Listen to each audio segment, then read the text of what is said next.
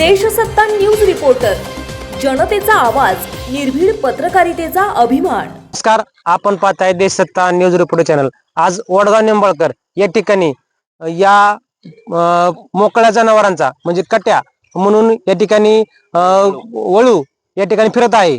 या वळूचा नागरिकांना नाहक त्रास होत आहे। या ठिकाणी अतोनात मोठं नुकसान झालेलं आहे। इथं लहान लहान वासरं असतील किंवा गाया असतील यांचं नुकसान झालेलं आहे, त्यांना मारहाण झालेली आहे।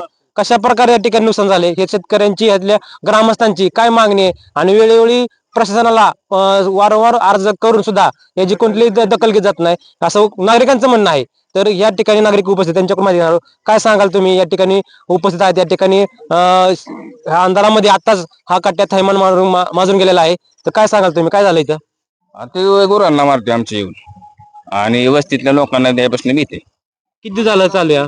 बरेच दिवस झालं चाललंय। आम्ही 2-3 वेळा अर्ज बी केलाय, वर्ष झालं मला वाटतं। 2 वेळा बैलाला येऊन गोट्यात येऊन मारलं, एकदा गाईला मारलं आणि बाया माणसांनी बांगाव धावून जातो। आणि तुम्ही अर्ज कोणाकडे केला होता? काय ग्रामपंचायत वडगाव निंबाळकर ग्रामपंचायत खाली, अजून दुसरीकडे नाही दुसरीकडे कसं। परत सरपंचांना 2 वेळा सांगितलं होतं।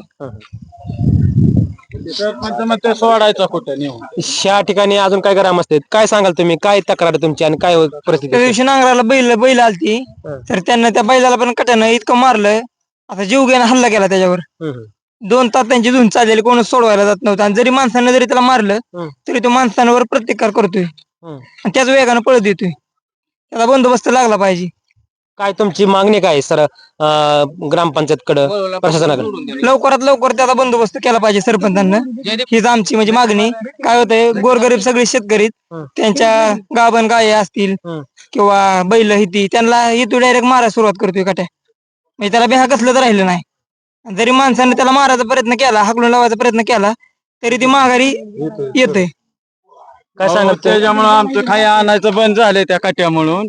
कुठे गेलं तरी ती गाडीला पळत येत आहे मागे, डायरेक्ट गाडी उचलतय, डायरेक्ट फेकतय। तुम्ही पिकअप जरी दिसले ना तरी ती पिकअपच्या माग असं येड्यागत लागते। त्यांनी हे केले, नानांच्या आमच्या गैबी मारली त्यांना। या शेतकऱ्यांचं काय नुकसान झालेलं आहे, त्यांनी त्या कट्ट्याने काय नुकसान केलं आहे? त्यांनी काढले तर बैलाला मारले। काय केलं तुमच्या गायला? बैलाला आमच्या बैलाला त्यानं 2 वेळा मारलेले, आमच्याकडे प्रूफ पण आहे, फोटो पण काढून ठेवलेत। बैलाला असं मारलेलं, बैल खाली पडला तर उठतच नव्हता, ढकलून ढकलून उठावला बैलाला। फोटो पण आहे, तुम्हाला दाखवतो, आहे का?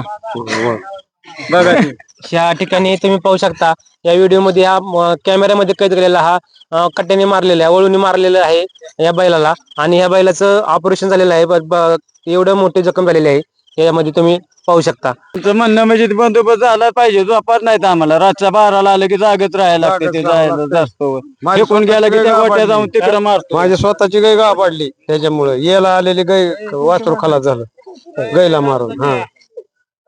हा, त्याचा बंदोबस्त लवकर करावा। हा, पंचायतीने भरून द्या म्हणावं, आमचं काय नुकसान होईल ती भरून द्या म्हणा पंचायतीने। बंदोबस्त तरी करा, नाही तर नेऊन सोडा तरी म्हणावं तिकडे कुठं। आणि आम्ही 4 वेळा गेलो प्रत्येक मिटिंगला, सरपंच दखलच घ्या ना, आज नेऊ उद्या नेऊ असंच चाललंय। सरपंच राहतोय तिकडे बिंदाचा ना, आम्हाला ताप। माणसं रात्रभर झोपत नाही, रात्र जागी राहते काट्यासाठी, रात्रभर झोपत नाही माणूस।